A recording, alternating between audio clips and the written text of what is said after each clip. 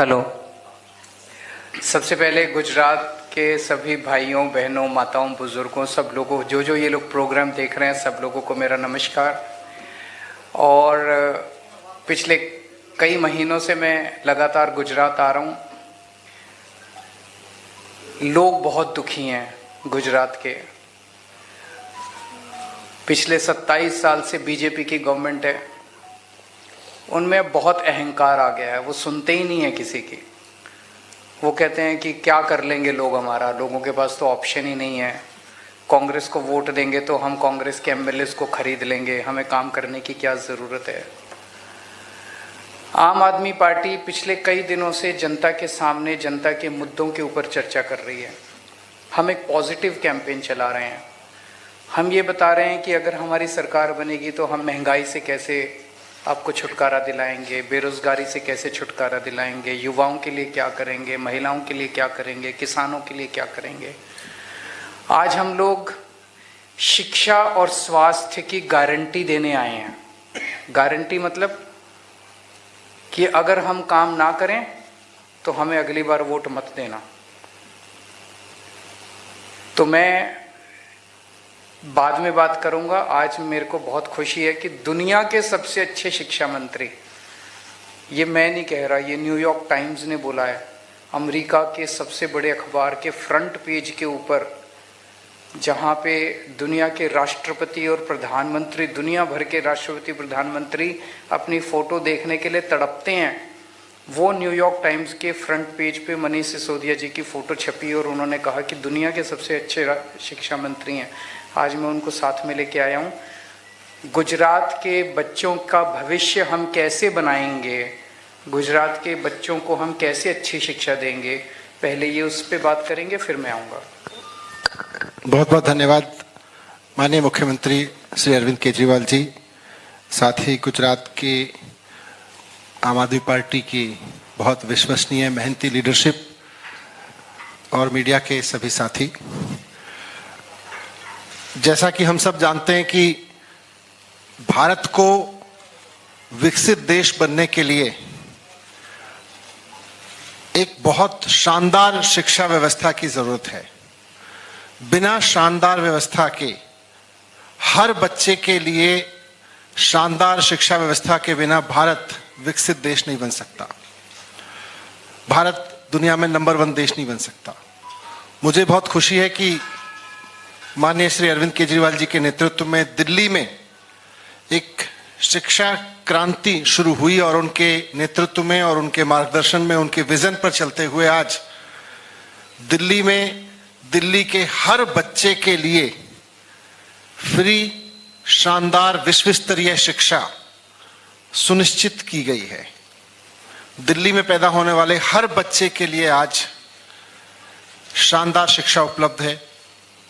दिल्ली के हर माँ बाप आज इस बात से संतुष्ट हैं कि हमारे बच्चे के लिए केजरीवाल जी ने शानदार स्कूल बनवा दिए हैं। इसी तरह का काम अब पंजाब में भी शुरू हो गया है। केजरीवाल जी के नेतृत्व में, उनके मार्गदर्शन में, वहाँ भगवंत मान जी के नेतृत्व में जो सरकार चल रही है वो पिछले 5 महीने के अंदर अंदर इतनी तेजी से काम कर रही है शिक्षा पर कि आप देखिएगा बहुत जल्द वहाँ पे बहुत शानदार स्कूल देखने को मिलेंगे और वहाँ की रिजल्ट देखने को मिलेंगे। अच्छी शिक्षा आज गुजरात के भी हर बच्चे का हक है। वो चाहे गांव में रहता हो, चाहे कस्बों में रहता हो, शहरों में रहता हो, वो सरकारी स्कूल में पढ़ता हो या प्राइवेट स्कूल में पढ़ता हो, अच्छी से अच्छी शानदार शिक्षा आज गुजरात के भी हर बच्चे का हक है। तो आज मैं माननीय अरविंद केजरीवाल जी के नेतृत्व में आप सबके बीच आम आदमी पार्टी की तरफ से गुजरात के हर एक परिवार को, हर एक व्यक्ति को ये आश्वस्त करना चाहता हूं कि आज से हम सपना देखना शुरू कर दें कि हम अपने बच्चों के लिए, गुजरात के एक एक बच्चे के लिए, गुजरात में पैदा होने वाले हर एक बच्चे के लिए एक शानदार शिक्षा की व्यवस्था लागू करेंगे। और वो शानदार शिक्षा की व्यवस्था गुजरात के गांव देहात से लेकर शहरों तक हर जगह लागू होगी। सिर्फ ऐसा नहीं है कि शहर के कुछ स्कूलों को अच्छा करेंगे, जैसा दिल्ली में हर स्कूल को किया है। तो इसलिए आज मैं आपके बीच में अरविंद केजरीवाल जी की तरफ से केजरीवाल जी की शिक्षा गारंटी के रूप में गुजरात के सामने कहना चाहता हूं कि आप सब अरविंद केजरीवाल जी को मौका दें। गुजरात के सभी पेरेंट्स जिनके बच्चे स्कूलों में पढ़ रहे हैं, या वो सभी लोग साथ साथ जो चाहते हैं कि गुजरात का आधार मजबूत करने के लिए, गुजरात को विकसित आगे बढ़ाने के लिए हर बच्चे को शानदार शिक्षा मिलनी चाहिए। आम आदमी पार्टी की तरफ से, केजरीवाल जी की तरफ से गारंटी है कि आम आदमी पार्टी की सरकार बनने के बाद गुजरात के हर बच्चे के लिए फ्री और शानदार शिक्षा व्यवस्था गुजरात में दी जाएगी। फ्री और शानदार शिक्षा व्यवस्था। दूसरा, गुजरात के हर सरकारी स्कूल को दिल्ली की तरह से इतना शानदार बनाया जाएगा जैसे कि बड़े बड़े प्राइवेट स्कूल होते हैं। जैसे हमने दिल्ली में हर सरकारी स्कूल को उतना शानदार बनाया है। और यहां के सभी विद्यालयों में टीचर्स की जो कमी है, वो टीचर्स की कमी तुरंत भर्ती करके दूर की जाएगी। किसी भी स्कूल में टीचर्स की कमी नहीं रहने दी जाएगी। मैं खुद गुजरात के स्कूलों में गया था और मैंने देखा था कि टीचर्स भी महीने महीने के कॉन्ट्रैक्ट पर हायर किए जाते हैं। परमानेंट टीचर्स हर स्कूल में पूरी भर्ती करके किया जाएगा। और सबसे इंपॉर्टेंट बात, प्राइवेट स्कूल में जिनके बच्चे पढ़ते हैं, प्राइवेट स्कूलों की दिल्ली में भी केजरीवाल जी की सरकार से पहले ये समस्या थी कि वहां फीस बहुत मनमाने तरीके से बढ़ाते हैं और पेरेंट्स एक बार अपने बच्चों को दाखिला तो करा लेते हैं, लेकिन उसके बाद उनके हाथों लुटने पे मजबूर होते हैं। हमने दिल्ली में ये करके दिखाया है और गुजरात में भी करके दिखाएंगे केजरीवाल जी के नेतृत्व में कि प्राइवेट स्कूल में पढ़ने वाले बच्चों की फीस किसी भी प्राइवेट स्कूल को नाजायज रूप से नहीं बढ़ाने दी जाएगी। तो इससे गुजरात के एक एक बच्चे को अच्छी शानदार फ्री शिक्षा की गारंटी मिलेगी। आज केजरीवाल जी की तरफ से मैं आपके समक्ष ये गारंटी रख रहा हूं और मुझे पूरी उम्मीद है कि गुजरात के लोग अपने बच्चों की शिक्षा के लिए, आने वाली पीढ़ियों की शिक्षा के लिए केजरीवाल जी की इस गारंटी के आधार पर केजरीवाल जी को एक मौका जरूर देंगे। धन्यवाद। अब गुजरात में लगभग 1 करोड़ बच्चे स्कूल जाते हैं। उसमें 53-54 लाख बच्चे सरकारी स्कूलों में जाते हैं और 44 लाख के करीब बच्चे प्राइवेट स्कूलों में जाते हैं। दोनों के साथ धोखा होता है। जो प्राइवेट स्कूलों में जाते हैं उनकी फीस मनमानी बढ़ा देते हैं, उनको ज़बरदस्ती करते हैं उनके साथ। और जो सरकारी स्कूलों में जाते हैं, सरकारी स्कूलों की हालत बहुत ख़राब है। तो अभी जो मनीष जी ने अभी आपके सामने पूरा खाका रखा, उससे गुजरात के इन 1 करोड़ बच्चों का भविष्य सुधरेगा। ये बहुत बड़ी बात है। तभी गुजरात की तरक्की होगी और तभी देश की तरक्की होगी। और ये जो आज स्कूलों की और शिक्षा व्यवस्था की बहुत बुरी हालत है, ये भारतीय जनता पार्टी के 27 साल के कुशासन का नतीजा है। इनको अगर एक मौका और दे दिया तो 5 साल और ख़राब करेंगे ये लोग। अब मैं आपको स्वास्थ्य की गारंटी के ऊपर आता हूँ। गुजरात के सरकारी अस्पतालों का, सरकारी डिस्पेंसरी का बहुत ज़्यादा बुरा हाल है। धीरे धीरे इस पूरे सिस्टम को ख़त्म किया जा रहा है, जानबूझ के ख़त्म किया जा रहा है। और इसलिए ख़त्म किया जा रहा है ताकि आदमी मजबूरी में प्राइवेट स्कूल अस्पतालों में प्राइवेट डॉक्टरों के पास जाने के लिए मजबूर हो। और प्राइवेट अस्पताल इतने महंगे हो गए कि अगर एक कोई बड़ी बीमारी किसी के हो जाए तो पूरी ज़मीन जेवर सब बिक जाते हैं, आदमी कर्जे में आ जाता है। और कई किसान इस वजह से अब सुइसाइड कर लेते हैं क्योंकि उनके पास बीमारी का इलाज करने के लिए पैसे नहीं होते। दिल्ली में हमने ये व्यवस्था की कि दिल्ली में सरकारी अस्पतालों को पहले हमने शानदार बनाया, मोहल्ला क्लिनिक को शानदार बनाया, और फिर हमने कहा कि दिल्ली के 2 करोड़ लोग, चाहे कोई अमीर हो चाहे गरीब हो, चाहे इस जात का हो चाहे उस जात का हो, चाहे आदमी हो औरत हो, इस धर्म का हो उस धर्म का, 2 करोड़ लोगों को सबको पूरा इलाज मुफ्त होगा। सारी दवाइयाँ, सारे टेस्ट, सारे ऑपरेशन, सब कुछ मुफ्त कर दिया हमने दिल्ली की जनता के लिए। पहली गारंटी स्वास्थ्य में मेरी ये है, गुजरात के हर व्यक्ति, गुजरात में रहने वाले हर व्यक्ति का पूरा इलाज मुफ्त होगा और अच्छा होगा। मुफ्त का मतलब ये नहीं कि सरकारी अस्पताल इतने ख़राब होंगे कि आप जाना ना चाहें। तो मुफ्त होगा और अच्छा होगा। दूसरी गारंटी, सारी दवाइयाँ, सारे टेस्ट, सारा इलाज, सारा ऑपरेशन, अमीरों का भी गरीबों का भी सबका मुफ्त होगा। अमीर प्राइवेट में जाना चाहें उनकी मर्जी है, लेकिन उन किसी से ये नहीं पूछा जाएगा बीपीएल कार्ड दिखाओ। जो सरकारी अस्पताल में जाएगा उसका इलाज मुफ्त होगा। तीसरी चीज, जैसे दिल्ली में मोहल्ला क्लिनिक बनाए हैं, हर गांव के अंदर एक गांव का क्लिनिक खोला जाएगा और शहरों में हर वार्ड के अंदर एक क्लिनिक खोला जाएगा। तो जितनी छोटी मोटी बीमारियां, खांसी, जुकाम, बुखार, उसके लिए आप मोहल्ला क्लिनिक में जाओ, आपको बड़े अस्पताल में जाने की जरूरत नहीं है। एयर कंडीशनड है, सारे के सारे शानदार हैं, वहां पे आप जा सकते हो। चौथी चीज, जितने सरकारी अस्पताल हैं आज गुजरात में, इनको प्राइवेट के मुकाबले अच्छा किया जाएगा, शानदार किया जाएगा, सेंट्रली एयर कंडीशन किया जाएगा। सभी सरकारी अस्पतालों को अच्छा करेंगे और नए सरकारी अस्पताल भी खोलने की जरूरत पड़ेगी, वो भी खोलेंगे। ऐसा नहीं होना चाहिए कि हम कहते हैं मुफ्त होगा और इलाज हो ही ना। इलाज शानदार होगा, अच्छा होगा।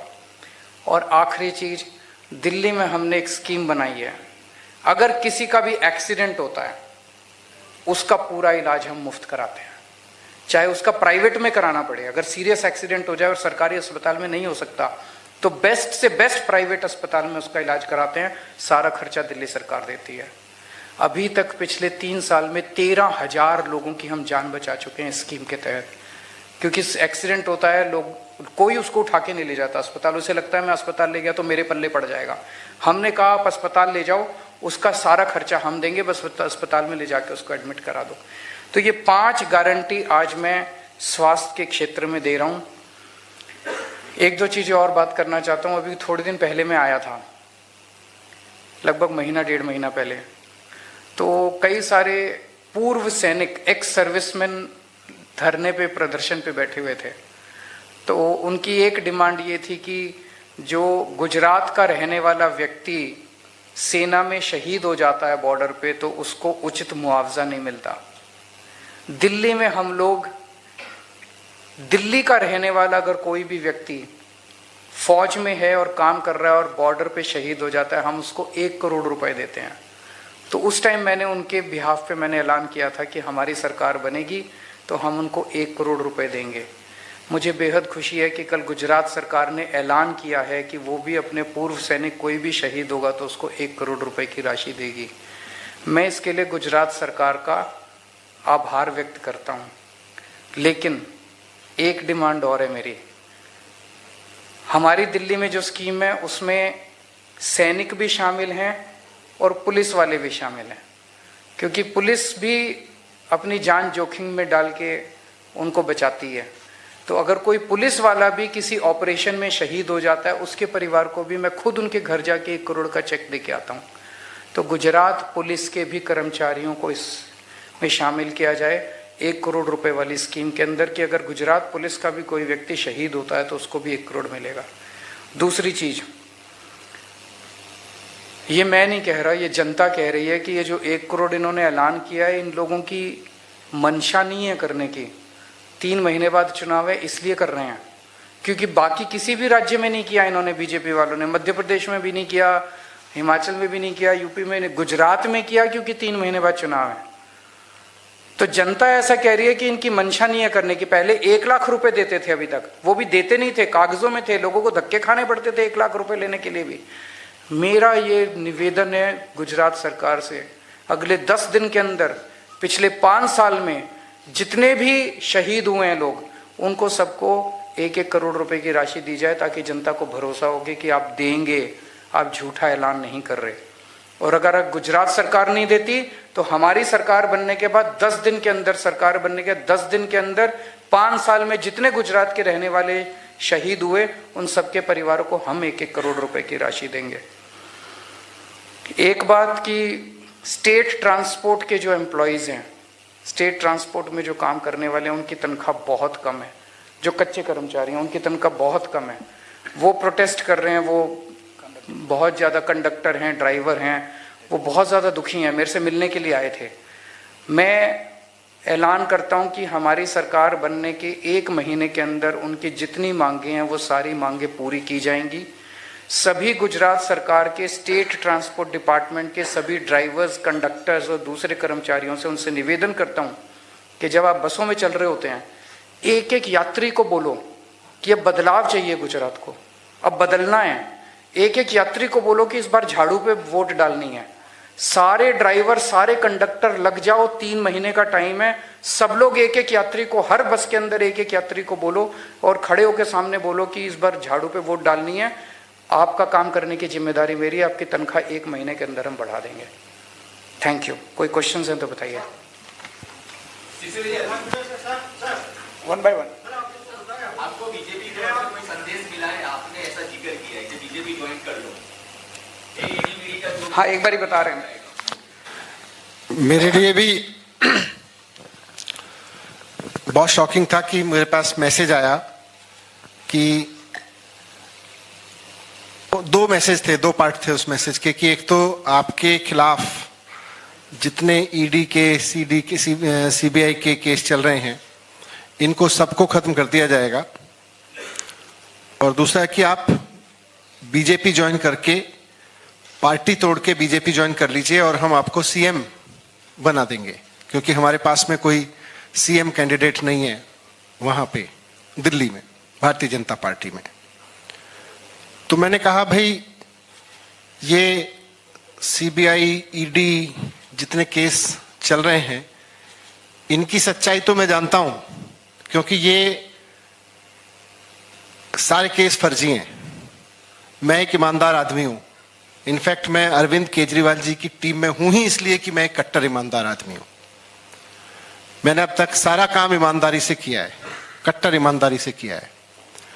तो इन फर्जी केस में कोई दम नहीं है। आप इनकी धमकियां तो नहीं दे सकते मुझको, इनसे नहीं डरा सकते।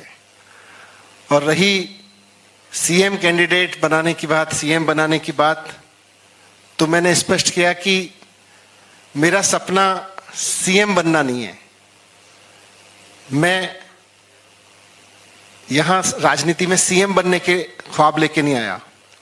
मैं जो ख्वाब लेके आया हूं वो ये है कि दिल्ली के हर बच्चे को शानदार एजुकेशन मिले, और आज मैं काम कर रहा हूं कि देश के हर बच्चे को शानदार एजुकेशन मिले, वो चाहे गरीब का बच्चा हो या अमीर का बच्चा। मेरा सपना यह है, मैं उस सपने पे काम कर रहा हूं, और मैं जानता हूं कि यह सपना अरविंद केजरीवाल जी ही पूरा कर सकते हैं। इस देश में कोई और नेता नहीं है जो देश की एजुकेशन को वहां ले जा सकता हो जहां से हमारे देश के हर बच्चे को शानदार एजुकेशन मिले।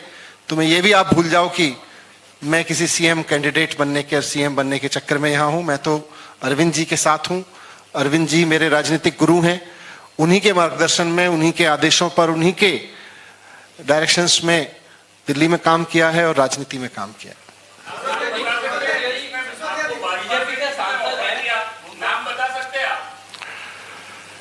देखिए, जो लोग, जिन्होंने मुझे मैसेज दिया, उन्होंने मुझे कहा कि वेस्ट बंगाल में शुभेंदु अधिकारी जी को हम नहीं ज्वाइन कराया था, असम में हेमंत शर्मा जी को हम नहीं ज्वाइन कराया था, फिर नारायण राणे जी से लेके और जो और ज्वाइनिंग उन्होंने कराई हैं, तो उन्होंने कहा कि हम पे आप भरोसा रखिए, हम लोग इसमें हैं, हम ही ज्वाइन कराते हैं। जयंत पांड्या जी को भी हम नहीं ज्वाइन कराया था। तो अब आप पूछ लीजिए उन लोगों से, उनको किसने ज्वाइन कराया था। वन बाय वन प्लीज, एक एक करके।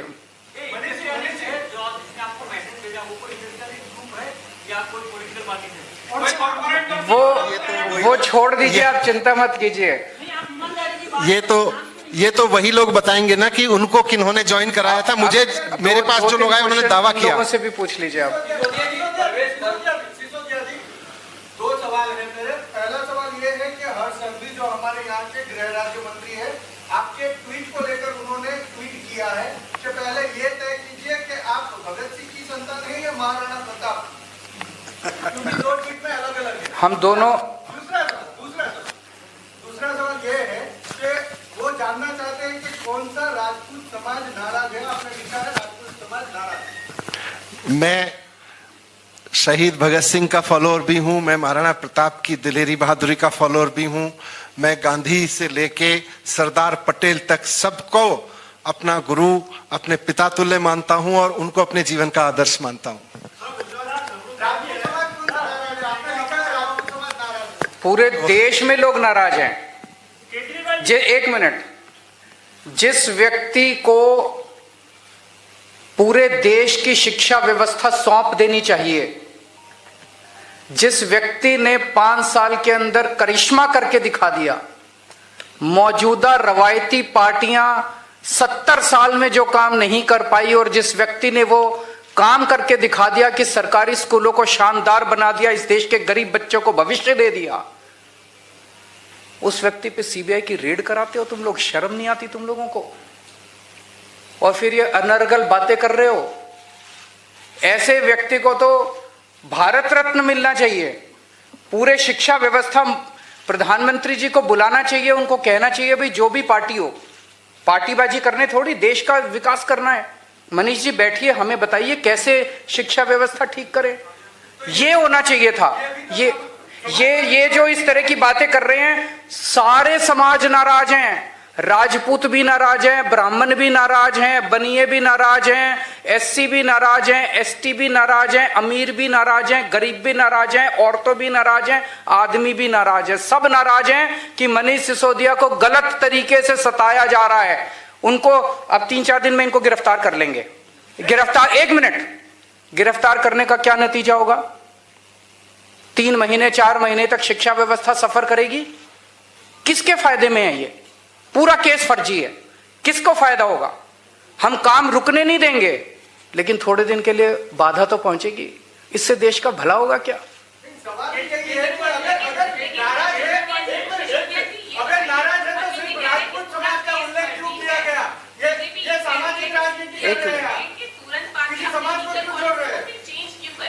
क्या चेंज कर दिया? लीगल पॉलिसी जो थी, सीबीआई की रेड होने के बाद तुरंत ही आप लोगों ने लीगल पॉलिसी को चेंज क्यों कर दिया? सीबीआई की रेड होने के बाद नहीं किया।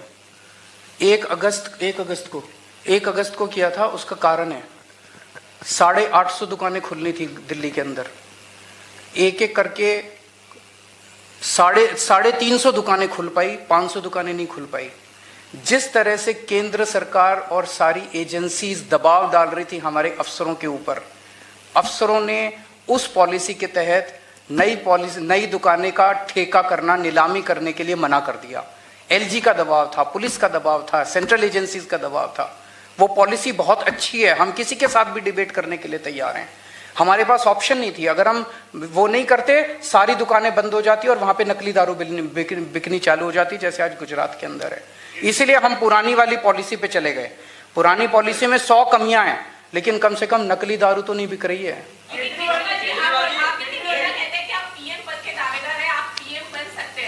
हमारे को कोई लालसा नहीं है। जैसा मनीष जी ने कहा, ये सीएम बनने नहीं आए और मैं भी पीएम बनने नहीं आया। हमारा एक ही सपना है।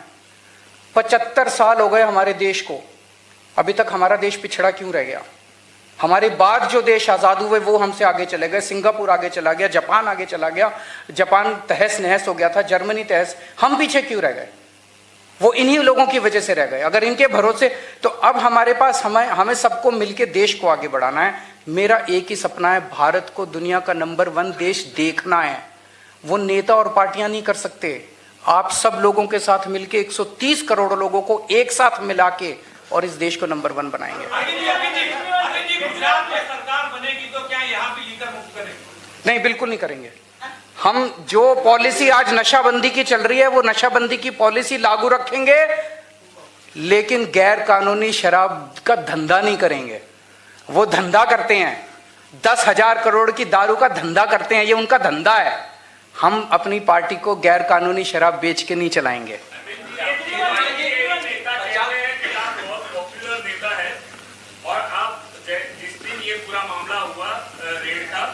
दूसरे दिन आपने गुजरात आने का ऐलान कर लिया, लेकिन यहाँ की आपकी टीम कह रही है कि आपके ऊपर हमले का खतरा है। आपका कोऑर्डिनेशन स्टेट से या उनसे ठीक से नहीं होता है, या कैसे आपके पास ये इंफॉर्मेशन? नहीं, मैं समझा नहीं। आपके ऊपर हमले का खतरा है, ऐसे यहाँ के लोकल नेता वो ये कराते हैं ना दूसरी पार्टी वाले। परमिशन मांगी थी, आप तो आपने गुजरात में आने का दूसरी पार्टी वाले सब कुछ कर सकते हैं, गुजरात के लोग नहीं करेंगे, ये दूसरी पार्टी वाले करेंगे। गुजरात के लोग बिल्कुल नहीं, गुजरात के लोग अब हमें प्यार करते हैं। गुजरात के लोग इनके 27 साल के शासन से तंग आ चुके हैं। अच्छा, आप एक छोटी सी चीज बताओ, कोई आदमी अगर आपके बच्चों को अच्छी शिक्षा देता है, आप उससे प्यार करोगे कि नहीं करोगे? करोगे। कोई अगर आपके परिवार का अच्छा इलाज करा देता है, आप उससे प्यार करोगे कि नहीं करोगे? कोई कहता है मैं आपको 24 घंटे बिजली दूंगा, मुफ्त बिजली दूंगा, ये तो करते नहीं, ये सब मैं करता हूं, तो मेरे से क्यों नहीं प्यार करेंगे गुजरात के लोग यार? हाँ।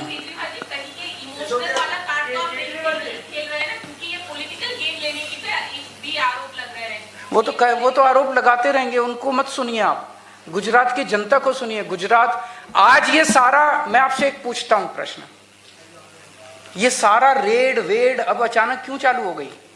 इसको गिरफ्तार कर लिया, एक और कल केस एक और रजिस्टर कर दिया, अभी तो बहुत गिरफ्तारियां होंगी।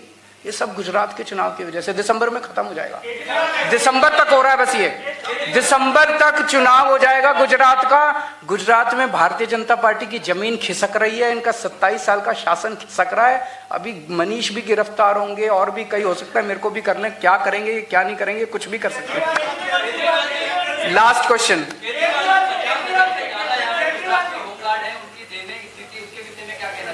होमगार्ड्स की जितनी भी मुद्दे हैं, होमगार्ड्स की जितनी भी समस्याएं हैं, उन समस्याओं को मैं आश्वासन देता हूं कि सरकार बनने के 1 महीने के अंदर हम पूरा करेंगे। होमगार्ड से भी मेरा निवेदन है, जम के प्रचार करें, आम आदमी पार्टी की सरकार बनाएं, आपके मुद्दों का समाधान हम करेंगे। बहुत बहुत शुक्रिया, थैंक यू।